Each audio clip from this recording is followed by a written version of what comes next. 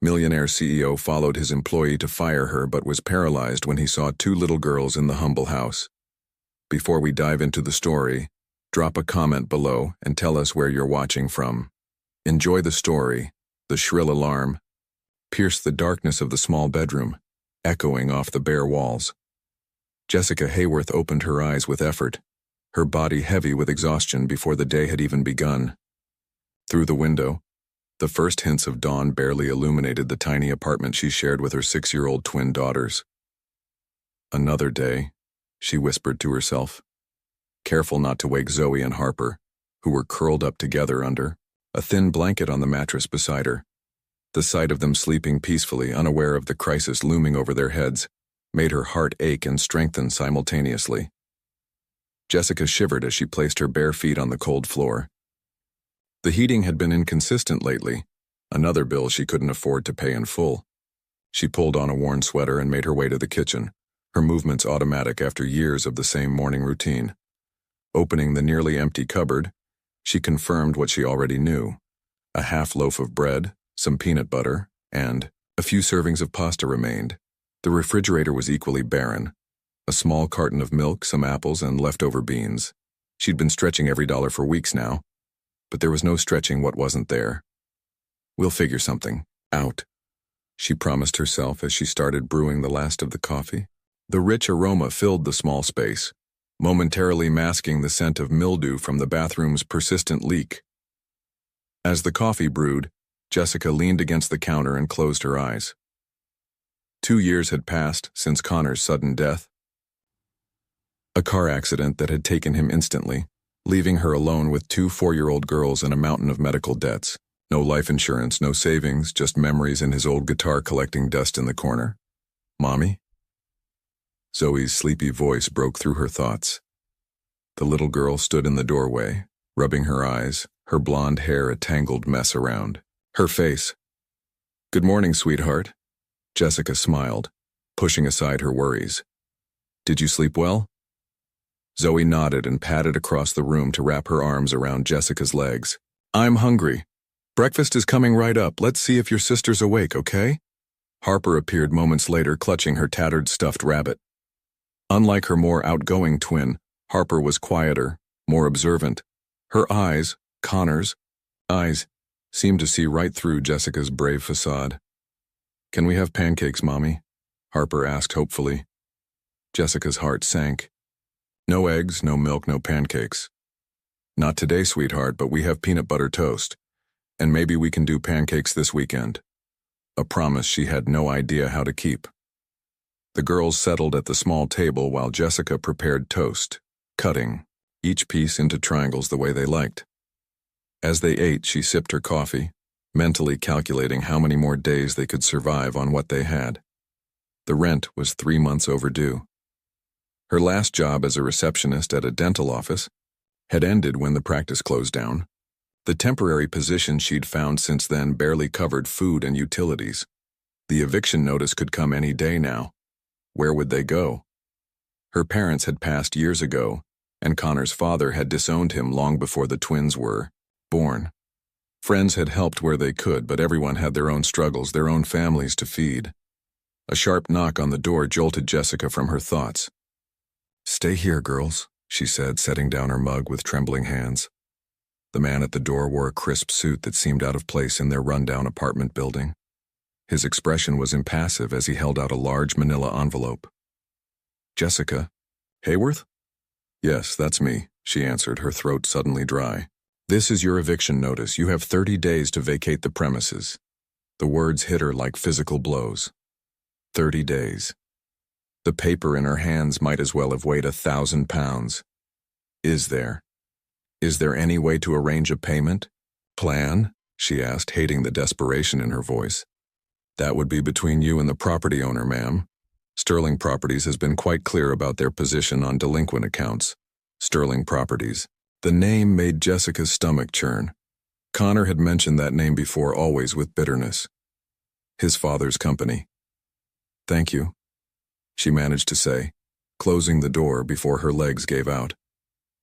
She slid down against the door, clutching the envelope to her chest, struggling to breathe. 30 days to find a new place. 30 days to come up with first and last month's rent, a security deposit. Impossible. Mommy? Harper's small voice came from the kitchen doorway. Are you okay? Jessica quickly wiped her eyes and forced a smile. Yes, baby, everything's fine. Just some boring grown-up papers. But Harper's eyes lingered on her face, too perceptive for a 6-year-old. Zoe appeared behind her sister, both of them watching Jessica with innocent concern that broke her heart. All over again. Did we do something wrong? Zoe asked in a small voice. Jessica opened her arms, and the twins rushed into her embrace. No, my loves. You're perfect. Everything's perfect. She held them tightly, breathing in the scent of their hair, their innocence. I promise, she whispered. I'll figure something out. But as the girls returned to their breakfast, Jessica stared at the eviction notice, wondering if this was finally the promise she wouldn't be able to keep. Across town in a sleek glass skyscraper, Maxwell Sterling reviewed financial reports while sipping his third espresso of the morning. At 65, he commanded his real estate empire with calculated precision from his corner office, where floor-to-ceiling windows showcased the city he helped shape. Your 9 o'clock canceled, Mr. Sterling, his assistant Rebecca announced, placing a folder on his immaculate desk. And here are this month's eviction reports for review. Maxwell barely looked up from his computer. Any unusual cases I should know about? Just standard delinquencies, all according to policy. He nodded curtly. For Maxwell, business was business. If tenants couldn't pay, they had to go. Simple mathematics. Proceed with all of them.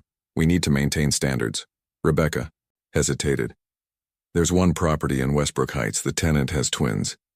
Children aren't exempt from contracts, Maxwell replied coldly. After Rebecca left, Maxwell studied the skyline he'd helped create. His success came from never allowing emotions to cloud business decisions. Sentiment was a luxury he'd abandoned. Long ago, especially after the bitter falling out with his son Connor. The memory of their last argument still haunted him. Connor, talented but idealistic, throwing away a promising business career to pursue music. Not everyone wants your empire, Dad, he'd shouted.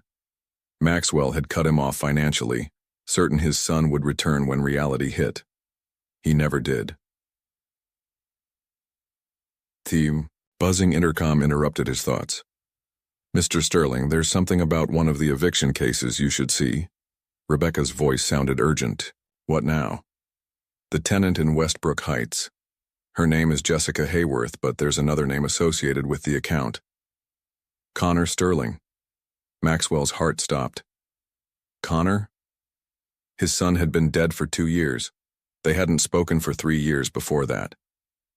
Bring me everything, he ordered, his voice suddenly hoarse.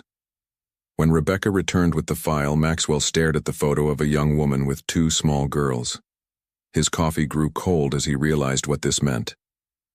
Connor had children. He had grandchildren he never knew existed, and he was about to evict them. Without a word, Maxwell grabbed his keys and walked out, ignoring the meeting notifications on his calendar. In minutes, his luxury sedan was speeding toward Westbrook Heights, a neighborhood he'd only seen in property reports, never in person. The contrast between his gleaming office tower and the deteriorating apartment complex hit him physically. As he parked in front of the address, Maxwell questioned what he was doing. What would he say? What right did he have to insert himself into their lives? But then he remembered. They carried his name, his blood, and they were about to lose their home because of his company's decision. With uncharacteristic uncertainty, Maxwell Sterling approached the door, straightened his tie, and knocked. Jessica stared at her phone's blank screen, fighting the urge to throw it against the wall. Another rejection email from a job application, with the eviction notice still burning a hole in her kitchen counter. Desperation was setting in. Mommy, can we play outside? Zoe asked, tugging at Jessica's sleeve.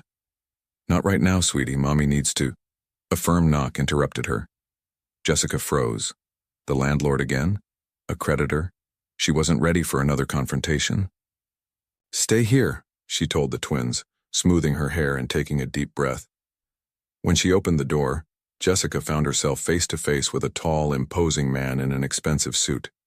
His silver hair and sharp features exuded authority, but it was his eyes that stopped her cold. Connor's eyes looking back at her from an older face. Jessica Hayworth? His deep voice confirmed her suspicion. Maxwell Sterling, she replied. Not a question, but an accusation. He seemed surprised she recognized him. May I come in? Why? To see the place before we're thrown out? Jessica's voice was bitter, but she stepped aside. Maxwell entered, his gaze sweeping over the modest apartment with an unreadable expression. Before either could speak, two small figures appeared in the hallway. Who are you? Zoe asked boldly, while Harper hid partially behind her sister. Maxwell stared at the twins, his composed facade cracking. The girls had Connor's eyes, his dimples. He started, then faltered. Are you the man from Mommy's pictures? Harper asked quietly. Jessica stepped between them. Girls, please go to your room for a minute. But Mommy, Zoe protested. Now, please. Once they disappeared, Jessica turned to Maxwell. What do you want? The eviction notice was perfectly clear. Maxwell remained focused on the doorway where the twins had stood. They're Connor's daughters. Yes. Your grandchildren. The ones you never knew existed because you cut your son out of your life. Her words hit their mark. Maxwell's jaw tightened. I didn't know Connor had children. Would it have mattered? Jessica challenged. The silence between them was deafening. I came to tell you the eviction has been... Maxwell cleared his throat. That is, there's been a mistake. Jessica laughed humorlessly. No mistake, we can't pay, you're a businessman. It's just ironic that your company is evicting your own grandchildren. Maxwell studied her with newfound intensity. How did Connor die? The abrupt question caught Jessica off guard. Car accident, 2 years ago. Something flickered across his face, regret perhaps. I'd like to help, he said finally. We don't need your charity. It's not charity, it's... Maxwell struggled to find the right words. It's my responsibility. Jessica crossed her arms. Your responsibility ended when you turned your back on Connor. From the hallway came a small voice. Mommy, is that our grandpa? Both adults turned, to see Harper peering around the corner, eyes wide with curiosity. In that moment, the mighty Maxwell Sterling looked utterly lost for the first time in decades. The question hung in the air between them. Is that our grandpa? Jessica's instinct was to protect her daughters from this man who had caused Connor so much pain. But before she could answer, Zoe joined her sister in the hallway. You look like Daddy in the pictures, Zoe stated matter-of-factly, studying Maxwell's face with unnerving intensity. Maxwell seemed frozen, his usual commanding presence diminished by the innocent observation. Jessica watched emotions play across his face. Shock, recognition, and something she hadn't expected. Vulnerability. Girls, Jessica said gently, this is Mr. Sterling. He was your daddy's father. So he is our grandpa, Zoe exclaimed, her face lighting up with excitement. Harper remained partially hidden, watching Maxwell with cautious curiosity. Why haven't we met you before? The question pierced the room like an arrow. Maxwell looked to Jessica, clearly unprepared for the directness of a child's inquiry. Maxwell cleared his throat. I live very far away. That's not... Jessica began, then stopped herself. This wasn't the time for that conversation. Maxwell knelt down awkwardly, bringing himself to the twins' eye level, a gesture so unlike his boardroom demeanor that Jessica couldn't help but stare. I didn't know about you two, he said softly. Your daddy and we didn't talk for a long time. Harper stepped forward slightly. Did you have a fight? Maxwell nodded slowly. Yes, a very big one. Daddy said fighting is okay if you say sorry after, Zoe informed him solemnly. The simplicity of the child's wisdom seemed to cut through Maxwell's carefully constructed walls. For a moment, Jessica thought she saw moisture in his eyes before he blinked it away. That's very wise, he managed to say. Jessica placed her hands on the girl's shoulders. Why don't you two go play with your blocks? I need to talk to Mr. Sterling alone. Once the twins retreated to their room, Jessica turned to Maxwell, arms crossed defensively. Let's be clear. Whatever you're thinking of doing, whatever guilt has suddenly hit you after seeing them, it doesn't erase what happened with Connor. I understand that, Maxwell said quietly. Do you? Because Connor waited for years for some sign that you regretted what happened. He checked the mail every birthday, every Christmas, nothing. Maxwell's posture stiffened. Connor was the one who walked away. Because you gave him an impossible choice. Your way or nothing. Jessica's voice rose slightly before she controlled it, mindful of the girls. And now you show up because what? You've discovered you have adorable grandchildren? I came because I discovered my company was evicting my son's family, Maxwell corrected her. Whatever happened between Connor and me, I never knew about the twins. Had I known, the unfinished thought hung between them. What do you want, Mr. Sterling? Maxwell straightened his suit jacket, composing himself. I want to help.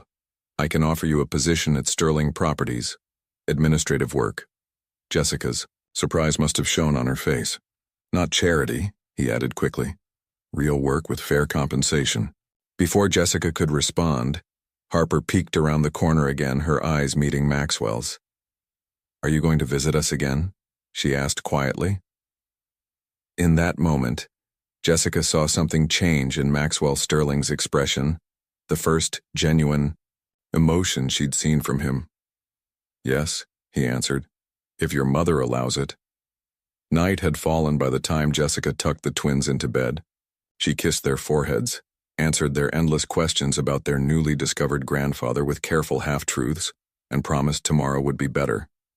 Will we see Grandpa again? Zoe asked, clutching her stuffed bear. Maybe, Jessica answered non-committally. Sleep tight, my loves.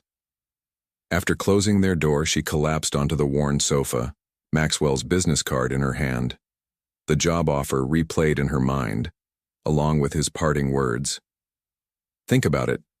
For their sake, her pride screamed to tear up the card. Connor had suffered from his father's rejection, had built his life deliberately opposite to Maxwell's corporate world. Taking a job from the man who'd disowned her husband felt like betrayal. But the eviction notice on the counter told another story. 30 days. The twins deserve stability, security. Jessica's phone rang, displaying an unknown number. Hello? Ms. Hayworth, it's Maxwell Sterling.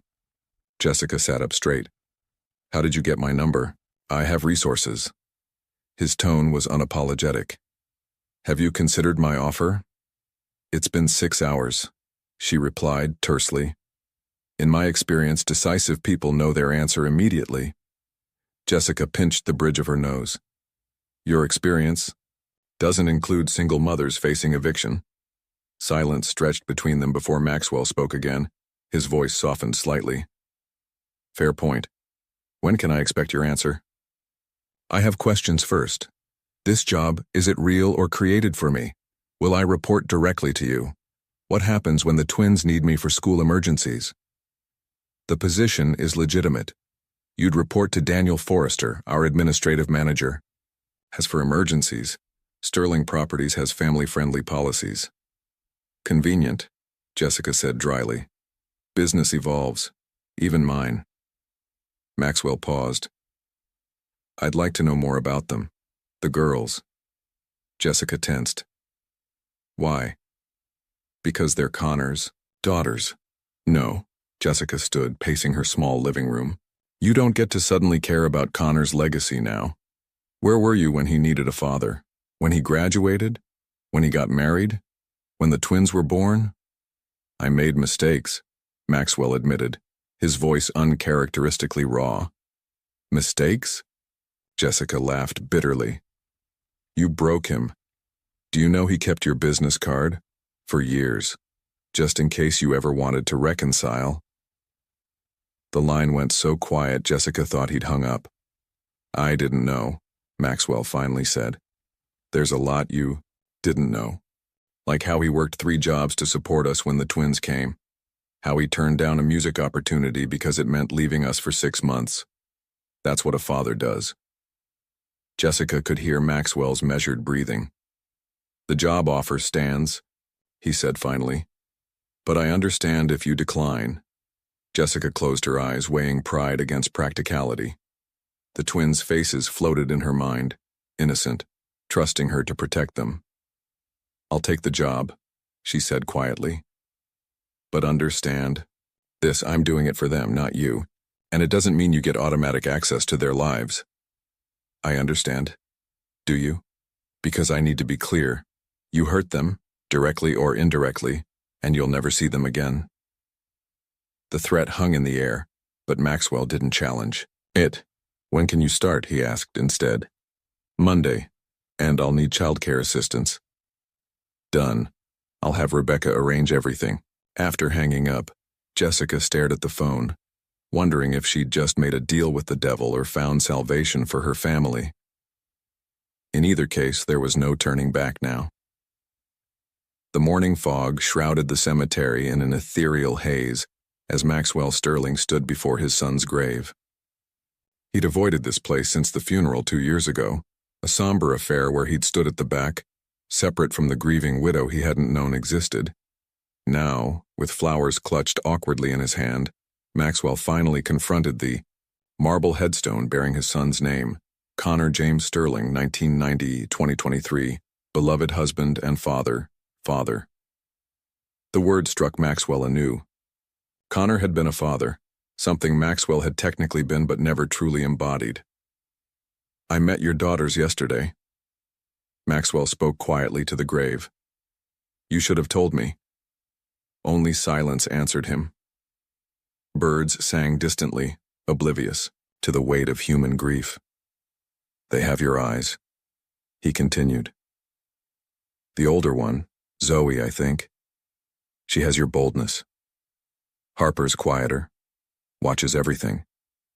Like your mother used to. Maxwell shifted uncomfortably, unaccustomed to speaking his thoughts aloud. I made Jessica an offer. A job at the company you rejected. He paused. Though perhaps rejected isn't fair. You chose a different path, and I couldn't understand it. Memories surfaced of their final argument. Connor, 25, passionate and defiant. I won't spend my life making money from other people's homes. There's more to living than profit margins, Dad. Maxwell's cold response. Then you'll do it without my support. I never called you, Maxwell admitted to the headstone. I was certain you'd come back when reality hit, when your music dreams failed. He placed the flowers against the grave, fingers lingering on the cold stone. Did they fail, Connor? Or did you find happiness? Despite me? His phone vibrated, Rebecca checking on his unexplained absence from morning meetings. Maxwell ignored it. Jessica says you kept my card. Were you waiting for me to make the first move? Or were you proving you could succeed without me? The silence of the cemetery pressed around him. No answers would come from this place. I don't know how to be a grandfather, Maxwell confessed quietly. I wasn't much of a father, but those girls. He swallowed hard. They didn't ask to be born into our broken legacy. A groundskeeper passed nearby, nodding respectfully before continuing his rounds. I'm offering Jessica a job, an apartment. She thinks it's guilt or obligation. Maybe it is. Maxwell straightened his tie. But maybe it's also the last chance. I have to get something right. The vibration of his phone became more insistent. Finally, Maxwell answered. Mr. Sterling, Jessica Hayworth called the office. Rebecca reported. She's asking about details for Monday. Maxwell looked once more at Connor's grave. Tell her I'll meet her personally to discuss arrangements. Sir, you never handle orientation. I do now, Maxwell replied, ending the call.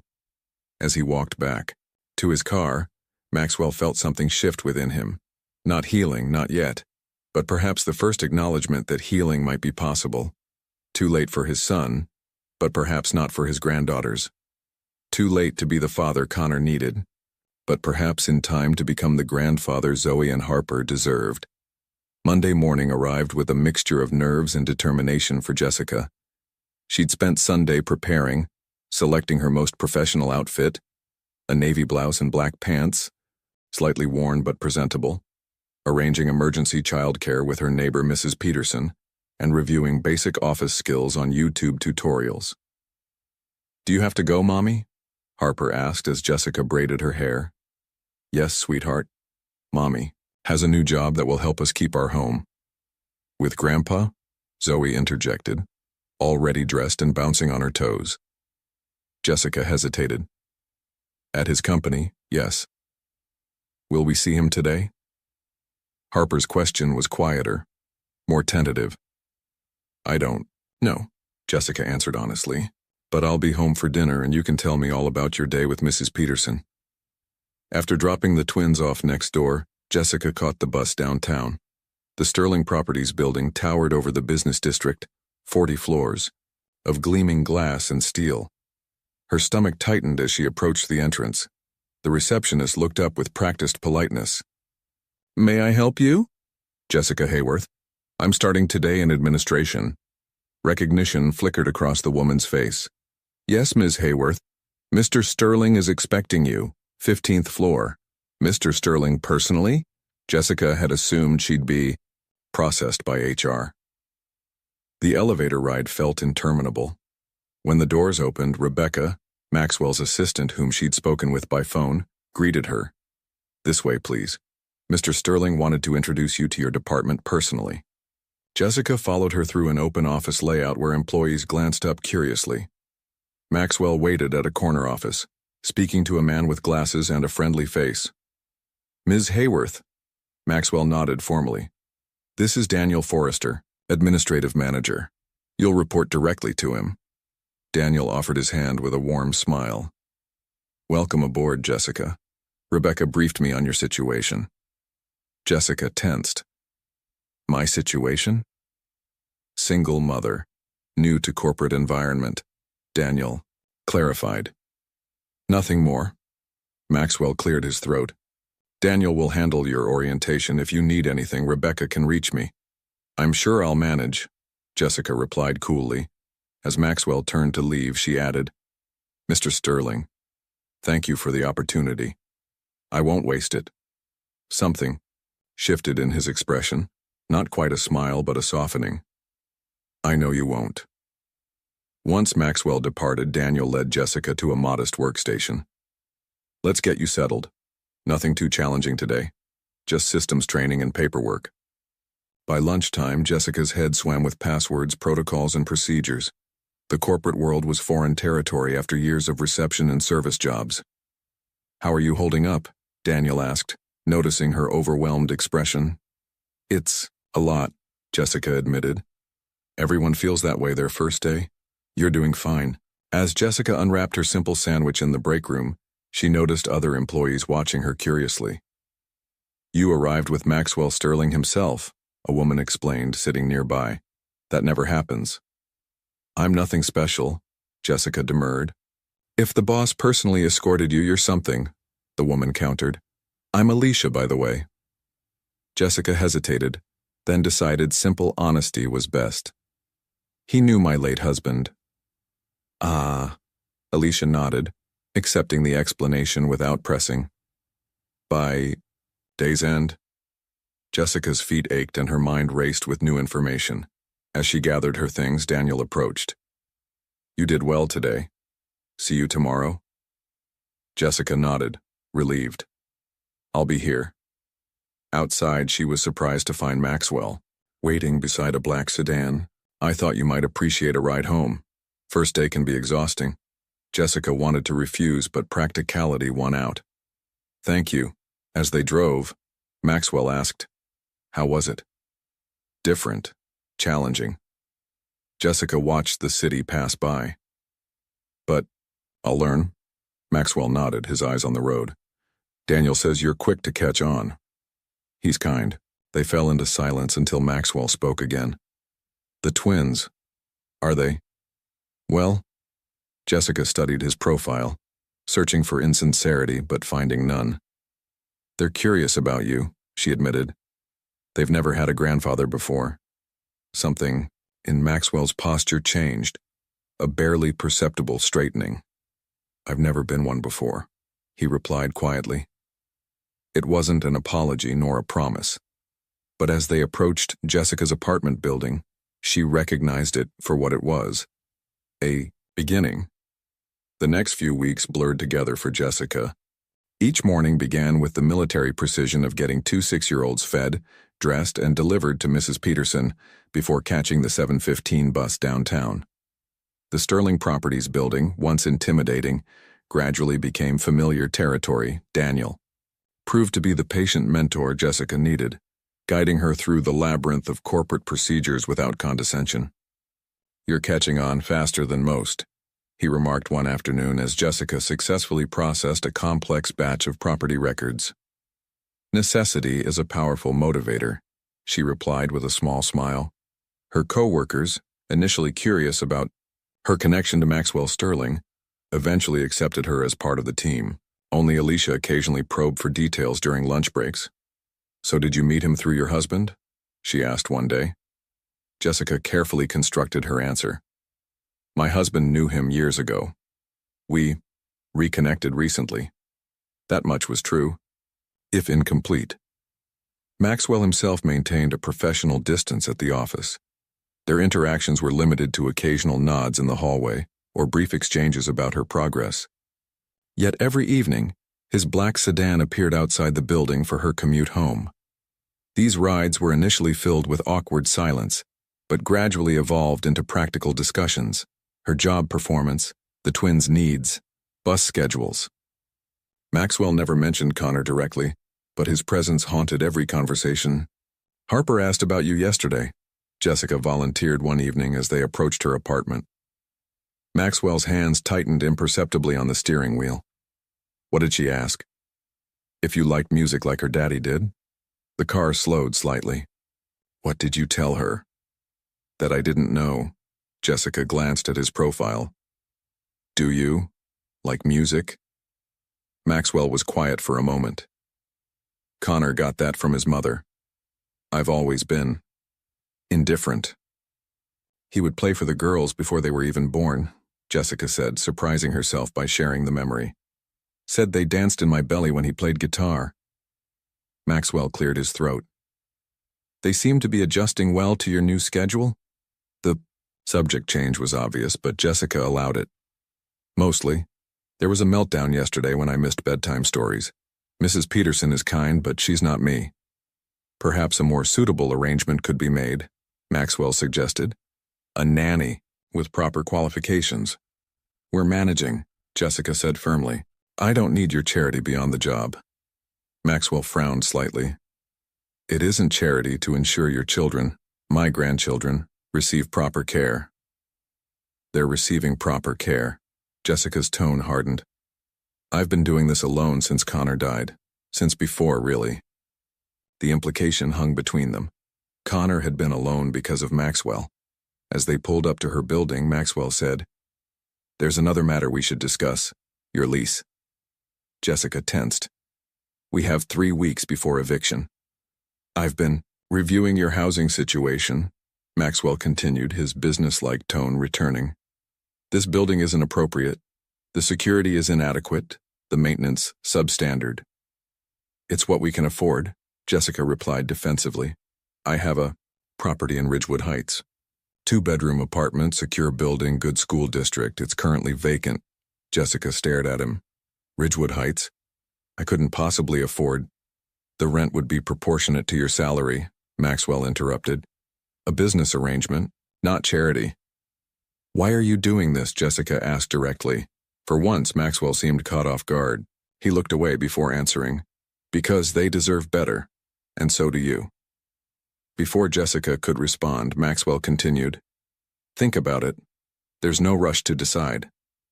As Jessica exited the car, she turned back. "The girls have a school presentation, Friday morning. They've been practicing for weeks." She hesitated. "They'd probably be happy if you came." Something flickered across Maxwell's face. Surprise, perhaps even gratitude. "Text me the details," he said simply. Jessica nodded and closed the door, watching the black sedan disappear around the corner. With each passing day, the lines she'd drawn between them blurred a little more. She wasn't ready to forgive Maxwell. Sterling, but for her daughter's sake, she was beginning to wonder if she could learn to accept him. Friday morning arrived with the perfect storm of chaos. Zoe woke with a low-grade fever, Harper spilled juice on her presentation outfit, and Jessica's alarm failed to go off. By the time they rushed into the elementary school auditorium, Jessica's nerves were frayed to breaking point. "We're not late, are we?" she whispered to Mrs. Peterson, who had kindly driven them. "Just in time," the elderly woman assured her. "The kindergarteners go last." Jessica scanned the crowded room, surprised to feel disappointment when she didn't see Maxwell. She hadn't really expected him to come, had she? "Jessica." The deep voice behind her made her jump. Maxwell stood there, looking uncomfortably out of place among the casual parents in his tailored suit. He held a small bouquet of daisies in one hand. "You came," Jessica said, unable to hide her surprise. "You invited me." His tone suggested it was that simple. Before she could respond, the music started.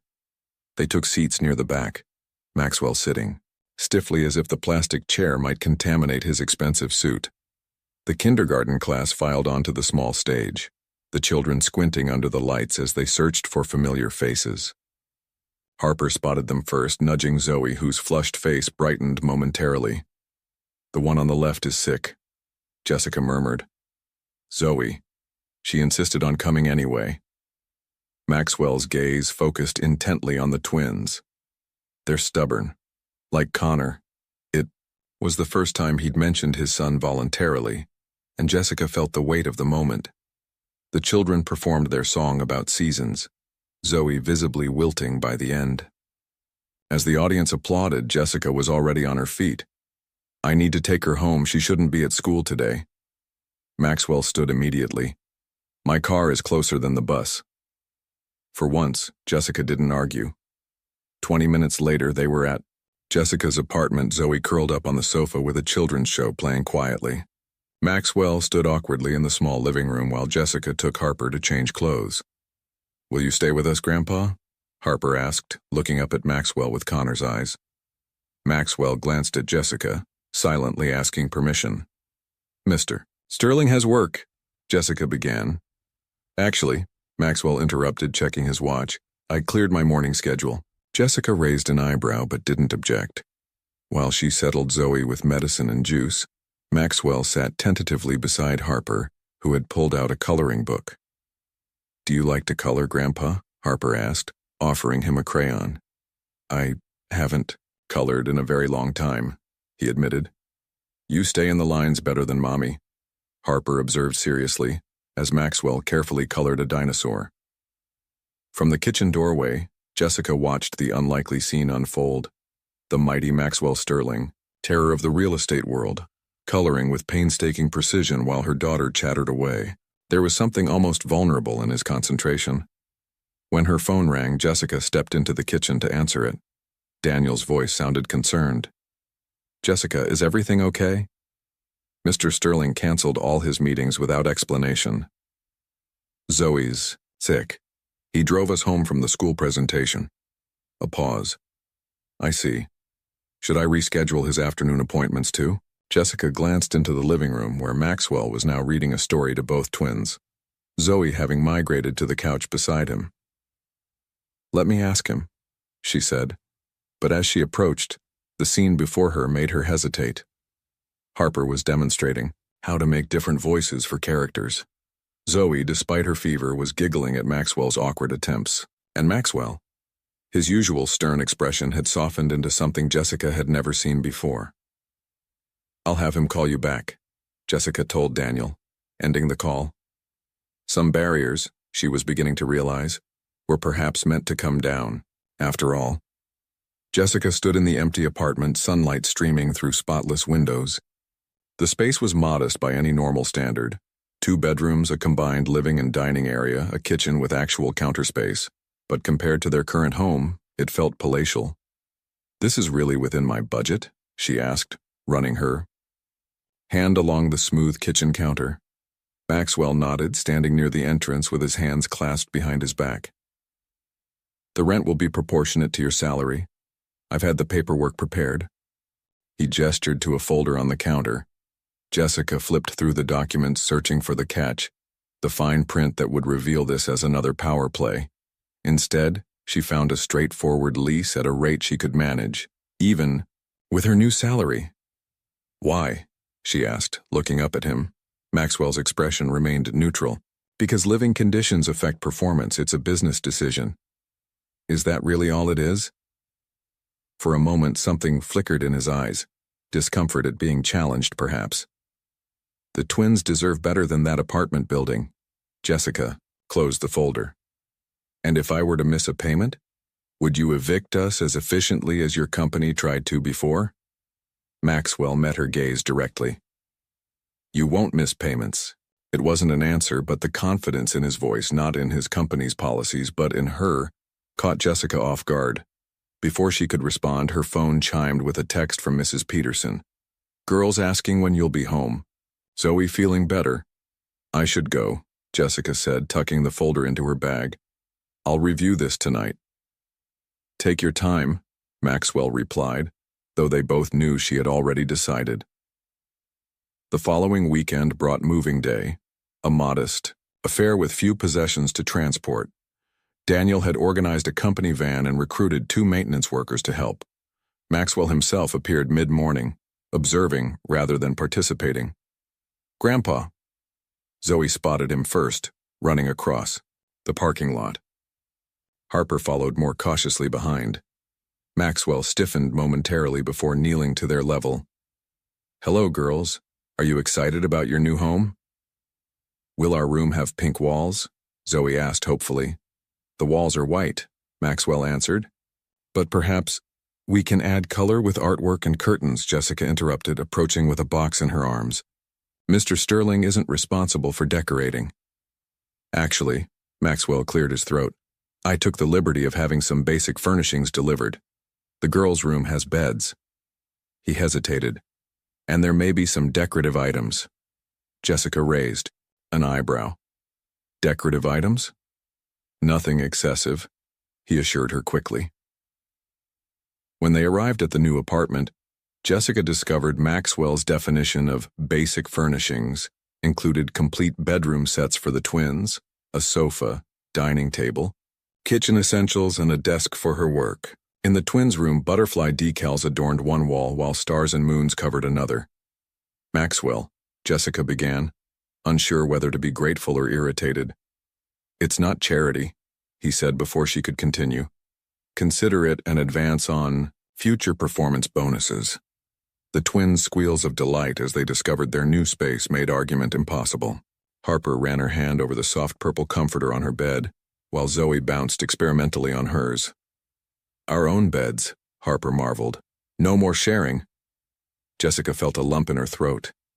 Their excitement over something so basic, something most children took for granted, highlighted just how much they'd gone without. Maxwell stood in the doorway, watching their reactions with an expression Jessica couldn't quite decipher. When Harper ran over to hug his legs, he froze momentarily before awkwardly patting her head. Thank you, Grandpa, Harper said solemnly. Yes. Well? Maxwell adjusted his tie. Every child needs a proper bed. That evening, after the twins were asleep in their new rooms, Jessica sat on the balcony, paperwork spread before her in the warm evening air. The lease, employment contract, and various forms created a paper trail of her growing connection to Maxwell Sterling. 6 weeks ago, he'd been just a name, Connor's estranged father, a corporate villain. Now he was their landlord, her boss, indirectly, and the grandfather her daughters were quickly growing attached to. Jessica signed the final document, her pen hesitating only briefly. Whatever Maxwell's true motivations, guilt, obligation, or perhaps something more genuine, she could no longer deny that her daughters' lives were better with him in it. For their sake, she was learning to live with the contradiction of the man himself. 3 months into her position at Sterling Properties, Jessica found herself staying late to complete a property management report. The office had emptied hours ago, leaving only the cleaning staff and a few dedicated workers scattered. Across the floor. You're still here? Daniel's voice broke her concentration. Jessica looked up from her computer, surprised to see her supervisor standing by her desk with his coat already on. Just finishing the West Side portfolio analysis, I noticed some discrepancies in the occupancy rates. Daniel leaned over to examine her work, eyebrows rising as he scrolled through her spreadsheet. You caught this pattern across all the properties? It seemed odd that vacancy rates spiked in the same month across different neighborhoods, Jessica explained. So I cross-referenced with maintenance requests. Turns out there were plumbing issues reported in all of them before tenants started leaving. This is impressive work, Jessica, Daniel said, genuinely surprised. Most new hires wouldn't notice something like this, much less investigate it. She shrugged, uncomfortable with the praise. I just thought about it from a tenant's perspective. When our old apartment had plumbing problems, everyone in the building complained. That's exactly the perspective we need, Daniel smiled. You have a natural talent for this, you know. Jessica saved her work, trying to hide how much his words affected her. For years, she'd viewed herself as simply surviving, a widow struggling to provide for her children. The idea that she might actually be good at something, that she had professional value beyond a paycheck, felt foreign but exhilarating. I should get home to the girls, she said, gathering her things. Maxwell left. An hour ago, Daniel mentioned. Do you need a ride? I'll catch the bus, it's not far from the new place. The new apartment had transformed their lives in ways Jessica hadn't anticipated. The twins thrived in their safe environment, making friends with neighboring children and enjoying the small playground in the building's courtyard. Their nightmares, once frequent after Connor's death, had virtually disappeared. Jessica arrived home to find Mrs. Peterson reading to the girls in their bedroom. They've been angels, the older woman reported. Even finished all their homework before TV time.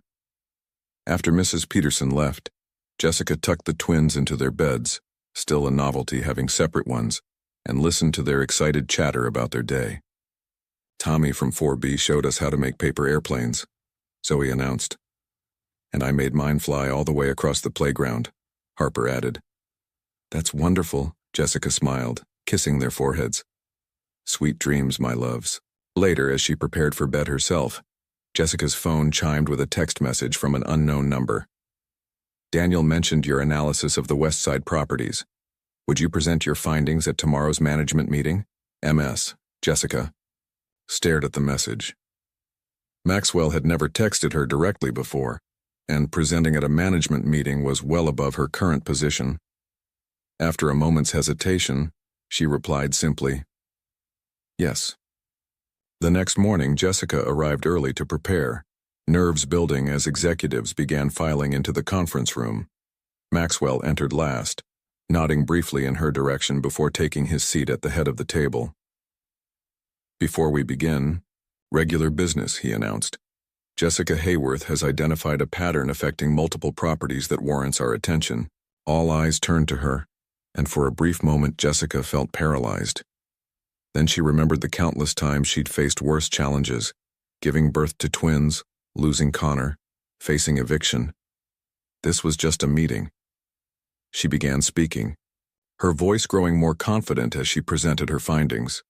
The executives listened attentively, asking thoughtful questions that she answered with growing assurance.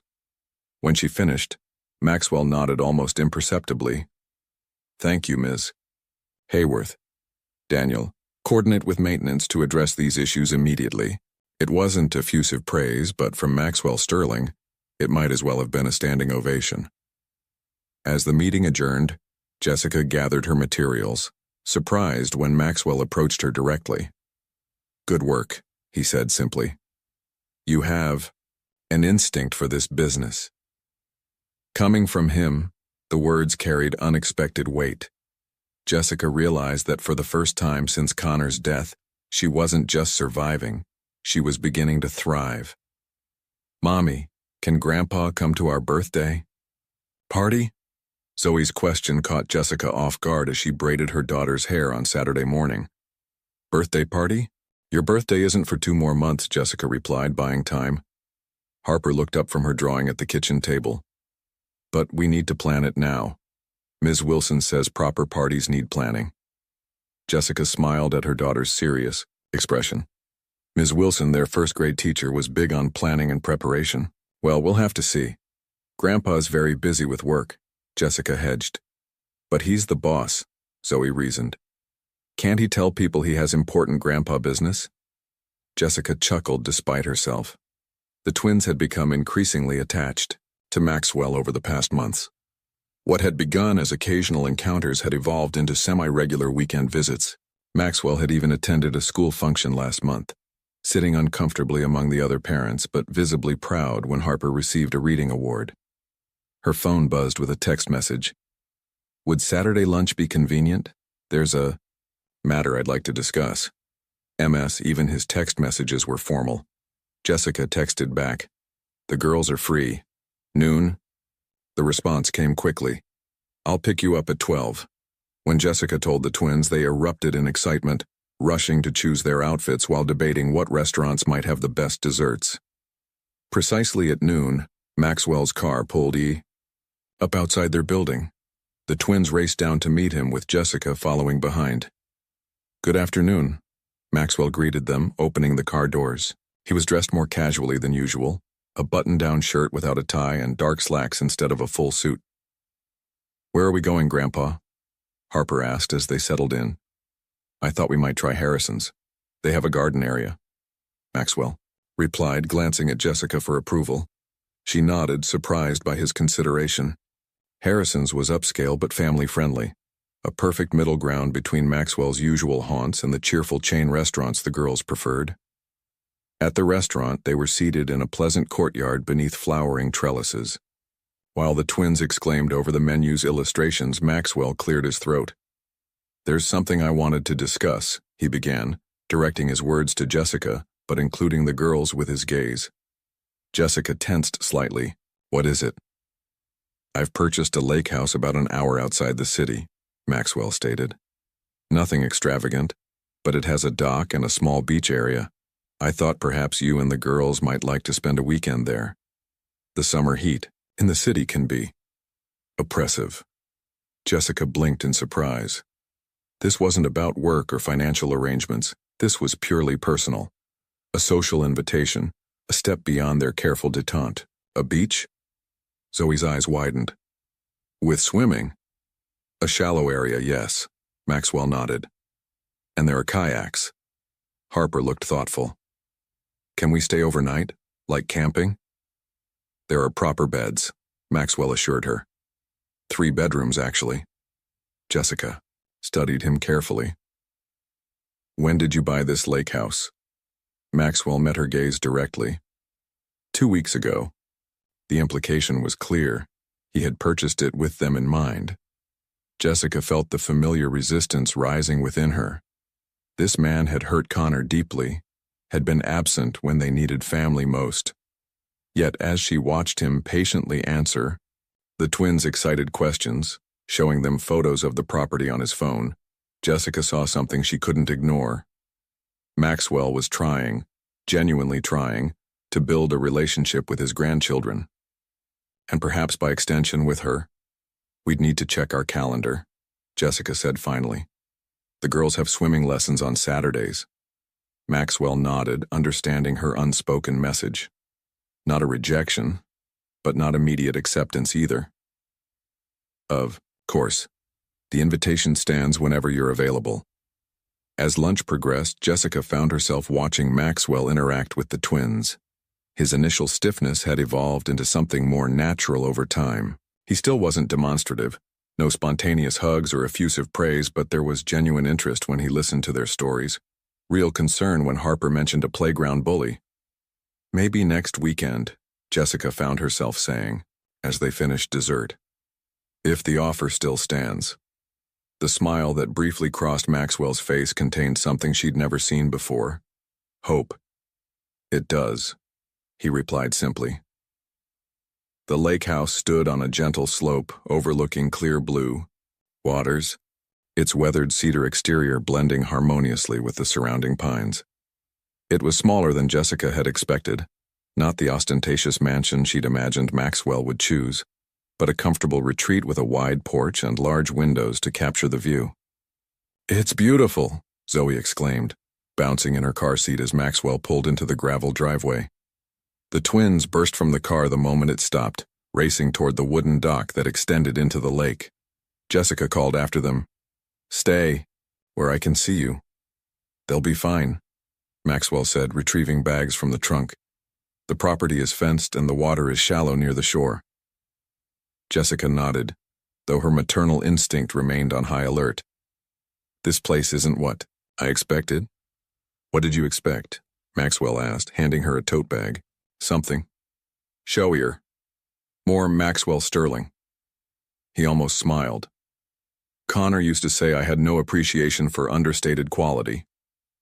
The mention of Connor, offered voluntarily, without tension, caught Jessica by surprise. Throughout their complicated relationship, Maxwell had carefully avoided discussing his son.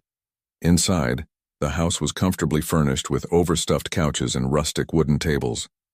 A stone fireplace dominated one wall, while the opposite side featured windows overlooking the lake where the twins were now skipping stones. The previous owners were retiring to Arizona, Maxwell explained, setting down their bags. They'd maintained it well. It needed very little renovation.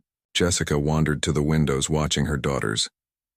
"Why did you really buy this place, Maxwell?" He paused, considering his answer. "I never took Connor to places like this. His mother wanted to, but I was always too busy with work. There was always another deal, another acquisition." Maxwell stood beside her at the window. "I thought perhaps I could do better this time."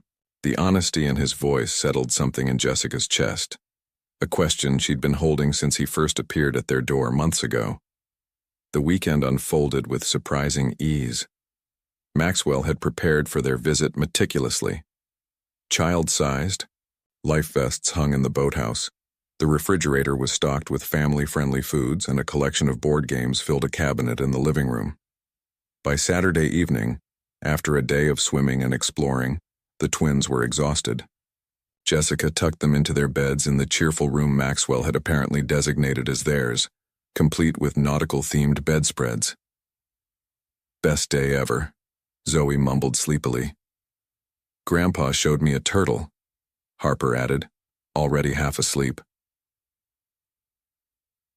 When Jessica returned to the living room, she found Maxwell on the porch nursing a glass of whiskey as he gazed at the moonlight reflecting off the lake. She joined him, accepting the glass of wine he offered from a side table. "They're happy," she said simply. Maxwell nodded. "They're remarkable children." "Connor would have loved this place," Jessica said softly. "He always talked about teaching the girls to fish someday." Maxwell's hand tightened slightly around his. "Glass. He fished with my father once. Just once before my father passed. He was 10. Caught nothing but talked about it for weeks." Jessica studied his profile in the dim porch light. "You never talk about him?" "No," Maxwell agreed. After a long pause, he added, "It's difficult. Because you regret how things ended?" "Because I was wrong." The admission seemed to physically pain him. "Connor chose his own path. I should have respected that." Jessica sipped her wine, surprised by his candor. "Why didn't you?" Maxwell stared into his whiskey. "Pride. Stubbornness. Fear, perhaps." "Fear? What did you have to fear?" "That he was right." Maxwell's voice lowered. "That there was more to life than what I had built. That I had missed something essential that he had somehow found." The vulnerability in his confession stunned Jessica. This was a side of Maxwell Sterling she had never imagined existed, capable of self-doubt, of recognizing his own failings. "After he died," Jessica said carefully, "I found a letter he'd started writing to you. He never sent it." Maxwell's head turned sharply. A letter? Jessica nodded. He wanted to rebuild your relationship, not for himself, but for the girls. He thought they deserved to know their grandfather. Maxwell set down his glass, his hands visibly unsteady. I never knew. The accident happened before he finished it. Jessica looked out at the lake, remembering. He always hoped you'd reach out first, but he was finally ready to make the first move. Silence settled between them, heavy with shared grief and missed opportunities. What would he think, Maxwell finally asked, about this? About my presence in your lives now? Jessica considered the question honestly. I think he'd be cautiously hopeful. Connor never stopped loving you, even when he was angriest with you.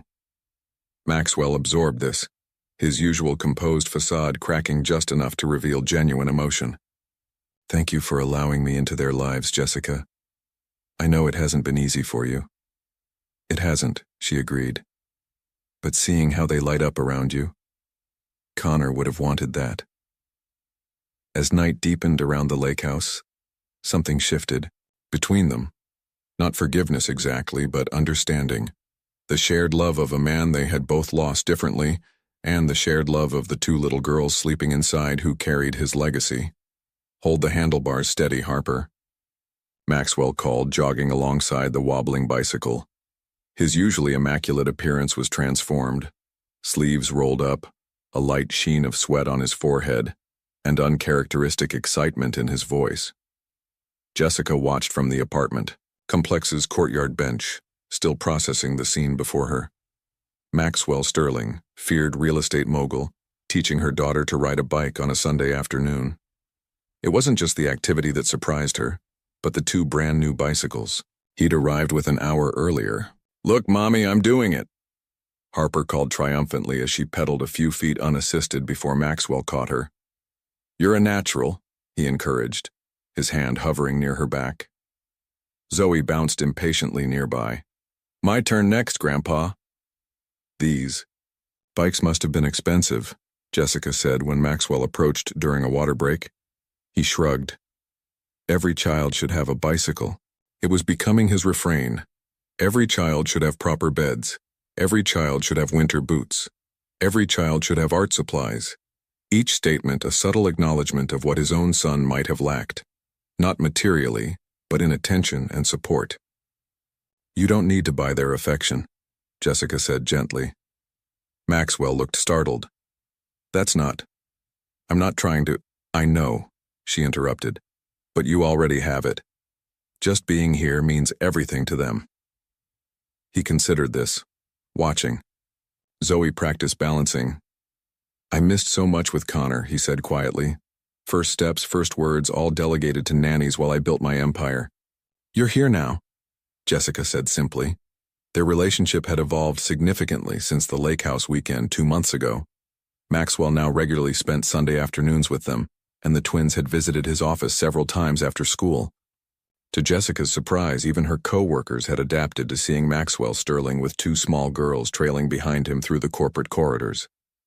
Daniel mentioned you're being considered for the assistant property manager position, Maxwell said, changing the subject. Jessica nodded. He brought it up last week.